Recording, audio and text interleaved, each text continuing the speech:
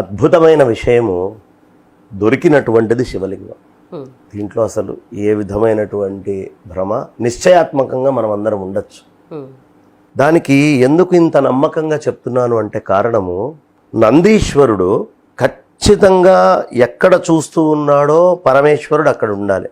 అది జ్ఞానవాపిలో వాళ్ళందరూ కాళ్ళు కడుక్కుండేటటువంటి ప్రదేశంలో మాత్రమే ఆ నీళ్ల దగ్గరే అక్కడే చూస్తోంది.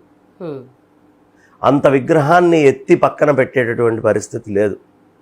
అలాగే వదిలేశారు, దాని మీదే కట్టుకున్నారు. అందులోనే కాళ్ళు కడుక్కోవడం, మూతులు కడుక్కోవడం, ముక్కులు కడుక్కోవడం, చేతులు కడుక్కోవడం, ఈ పనులన్నీ చేస్తున్నారు. దాన్ని ఏమన్నారు, లోపల ఉంది ఫౌంటైన్ అన్నారు. BHUలో ఒక సైంటిస్ట్, ఒక ప్రొఫెసర్ ఉన్నారు, IIT. ఆయన ఏం చెప్పారు అంటే, అసలు ఈ డయామీటర్లో ఫౌంటైన్ ఉండడం కష్టం.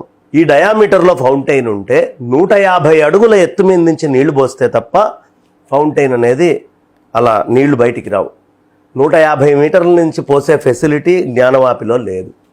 రెండో విషయం, దానికి కింద నుంచి ఏదైనా పైపుల వ్యవస్థ అదంతా ఉండాలి. ఫౌంటైన్ అనే పదం వాడినప్పుడు ఫవారా అనే పదం అన్నాడు కదా అసదుద్దీను. అన్నప్పుడు ఫవ్వారా అనేటటువంటిది కనుక నిజమైతే, అక్కడ చెప్పేటువంటిది నిజమైతే, కింద నుంచి ట్యూబ్ సిస్టము, పైప్ సిస్టము అంతా ఉండాలి. తర్వాత దాని మీద ఫౌంటైన్లో వైట్ సిమెంట్ లాంటిది వాడారు. ఔరంగజేబు చచ్చిపోయింది 1707లో. సిమెంట్ అనేది కనుక్కోబడ్డది 1845లో. ఎక్కడ 1707లో పోయిన ఔరంగజేబు సిమెంట్ తోటి ఫౌంటైన్ ఎందుకు కట్టిస్తాడు? అప్పటి నుంచి గొడవల్లోనే నడుస్తూ ఉంది.